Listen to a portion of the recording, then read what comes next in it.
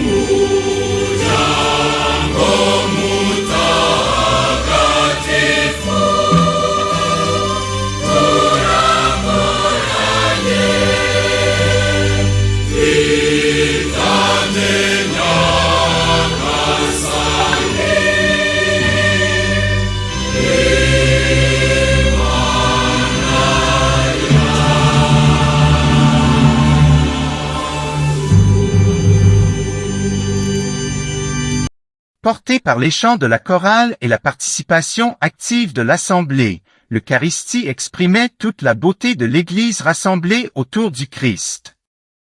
Après la proclamation de l'Évangile, les candidats ont été appelés par leur nom. L'un après l'autre, ils se sont avancés devant l'Église pour répondre avec foi et générosité à l'appel de Dieu. irasaba ko uha abavandimwe bacu umurimo w'ubupadiri. uzise ko babikwiye. Nkurikije umwanzuro w'ibyabajijwe imbaga y'abakristo hamwe n'icyemezo cyatanzwe n'abari bashinzwe kubamenya, ndahamya ko basanze babikwiye. tubifashijwemo na Nyagasani Imana n'umukiza wacu Yezu Kristo, dutoreye abavandimwe bacu gushyirwa mu rwego rw'abapadiri.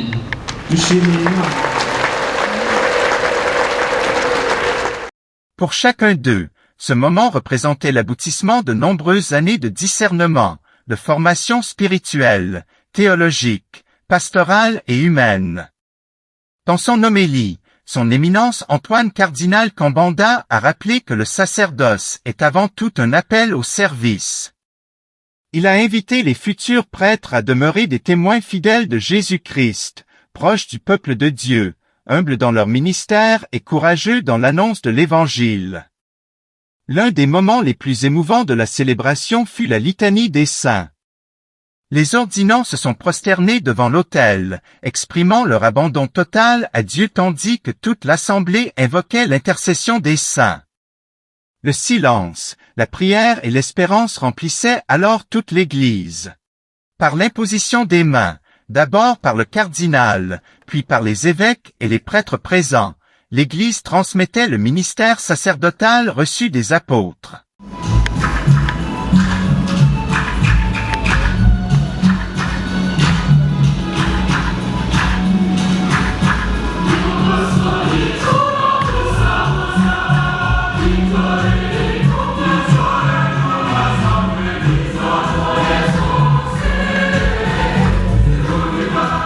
La prière consécratoire marquait définitivement leur entrée dans le sacerdoce du Christ. Les nouveaux prêtres reçurent ensuite l'étole sacerdotale et la chasuble, signe visible de leur nouvelle mission au sein de l'Église. Leurs mains furent consacrées avec le Saint-Crème, rappelant qu'elles seront désormais appelées à bénir, sanctifier et célébrer les saints mystères.